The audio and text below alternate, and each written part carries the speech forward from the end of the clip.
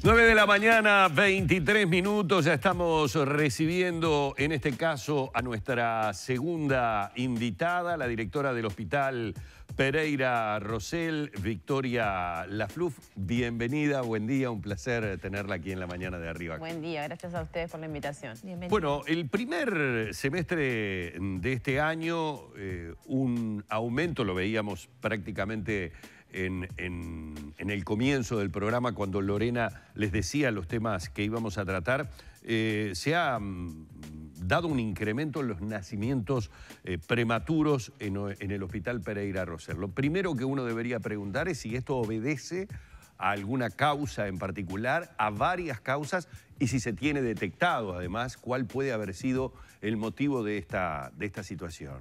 Bueno, les cuento un poquito. Lo primero que es importante resaltar, este informe que ustedes vieron es un informe que se hace como para hacer un corte a mitad de año y ver cuáles son los indicadores o cómo vamos con los indicadores de todo lo que tiene que ver con la maternidad, los resultados materno-perinatales, como le llamamos, y observar algunos fenómenos que todavía puedan llegar a ser, bueno, analizados y trabajados para el segundo semestre del año.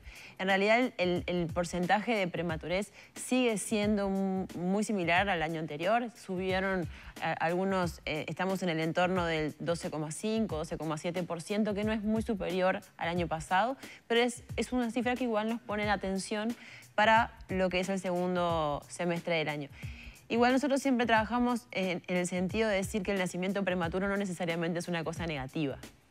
Eso es un concepto que a veces uno lo tiene arraigado porque justamente trabajamos en la prevención de la prematurez, pero hay que trabajarlo de la mano con otros indicadores que tienen que ver conjuntamente con los resultados.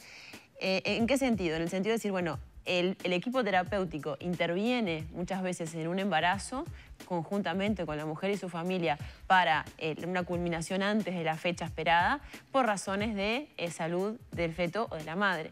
Y ese nacimiento prematuro en realidad es un nacimiento que está planificado y que es mejor que sea así, claro, porque se condice con otros resultados. Es decir, si eso nosotros lo miramos también en términos de la evolución de los óbitos fetales, de la mortalidad neonatal, de algunos resultados más que tienen que ver con qué es lo que pasa con ese niño, ese recién nacido después. Y bueno, se suma además a lo que es el trabajo posterior con esos prematuros, que en realidad venimos trabajando ya hace tiempo en muy buenos resultados con edades gestacionales y pesos incluso cada vez más bajos.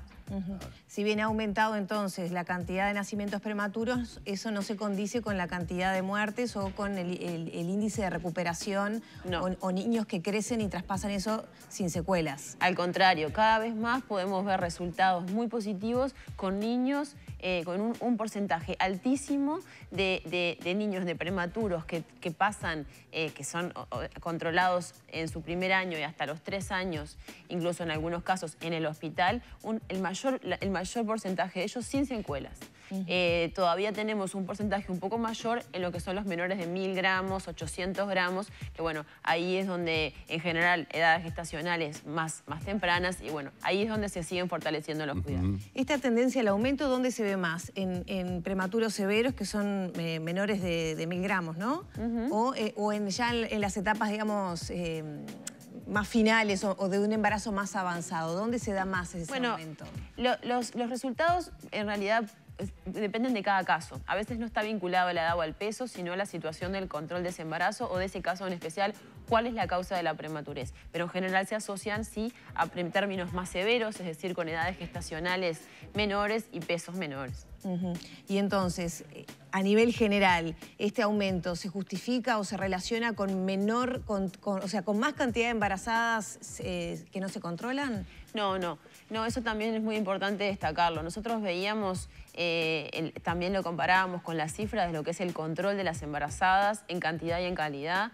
Y los indicadores, y eso es muy bueno de resaltar, porque habla de una red de contención, tanto en el primer nivel de atención, en lo que sean las policlínicas, los centros de salud, como los casos de alto riesgo que se atienden en el hospital, que se mantuvieron cifras de control, por supuesto que este año y el año pasado con características similares.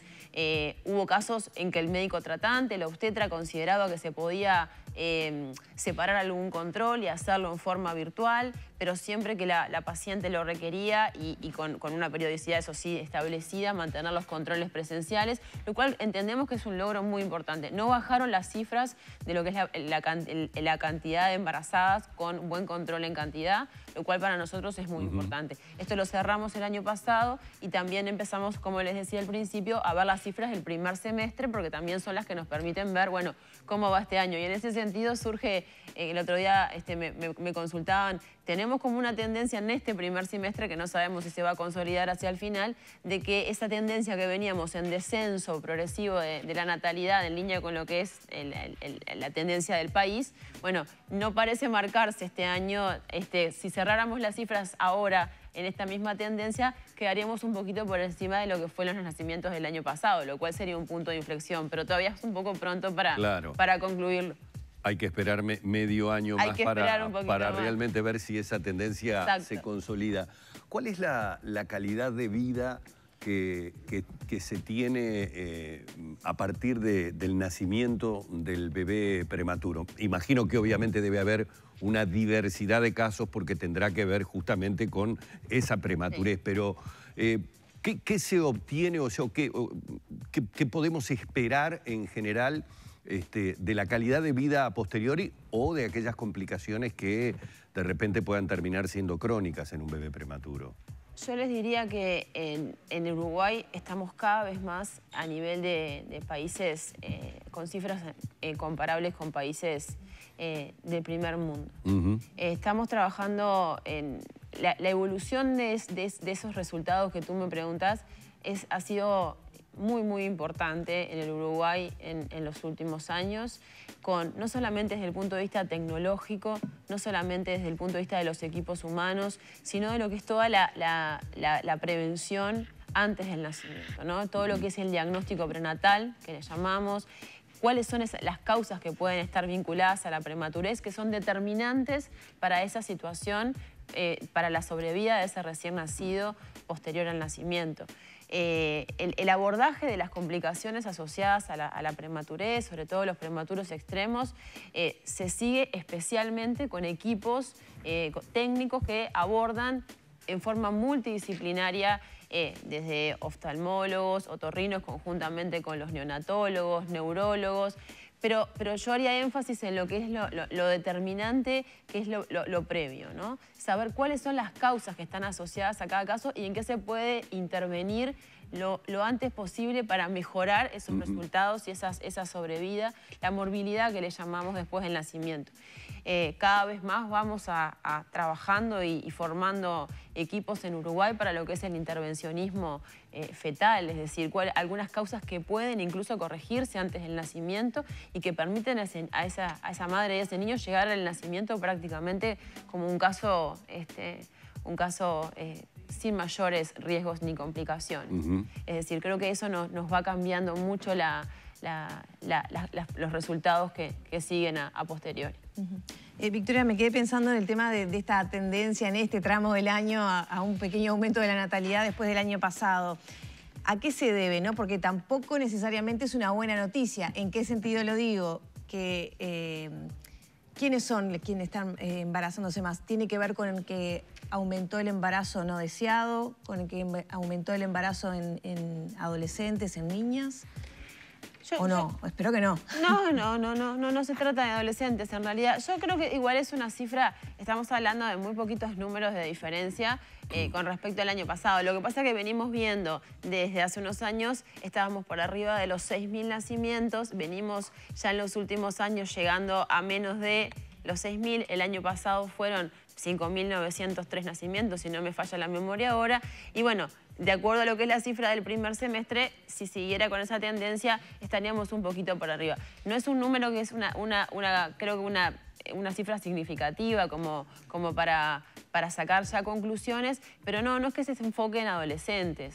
Se enfoca más bien en pacientes mayores y en realidad en general en pacientes que ya tienen una gesta previa, o sea, es algún hijo, no son nuligestas como le llamamos a pacientes que embarazadas por primera vez, sino pacientes que ya tienen antecedentes, o sea, de hijos previos. Eso lo dejaría como para una charla cuando cierre el año y observar esos resultados para no anticiparnos mucho. Pero sin duda en línea con lo que es el trabajo que se está fomentando también a nivel del gobierno, empezar a esa discusión de políticas que fomenten la natalidad, surgió como un dato que, bueno, que nos llamó la atención y empezamos como a observar un poquito más a ver qué era lo que estaba favoreciendo. Les cuento que cosas que para nosotros creo que son muy significativas. Nosotros en el hospital tenemos un banco de leche humana que en otros países del mundo la recolección de leche humana en el marco de la pandemia disminuyó notoriamente, ya la donación. Las mujeres en realidad no querían el sistema de salud cerca de sus casas y de sus hogares. En Uruguay eso no pasó. Creo que el teletrabajo, el hecho de poder estar más en casa, pudo generar mayor cantidad de personas que querían donar leche materna, el excedente de leche materna. Entonces creo que hay una serie de factores que tal vez hay que mirar en conjunto de qué puede estar incidiendo en cuanto a esa decisión o no de tener más hijos. Bueno, doctora, muchísimas gracias por esta visita. Ha sido realmente un placer dialogar con usted. Un gusto, gracias a ustedes. Hemos estado dialogando con la doctora Victoria Lafluf, directora del Hospital Pereira Rosell.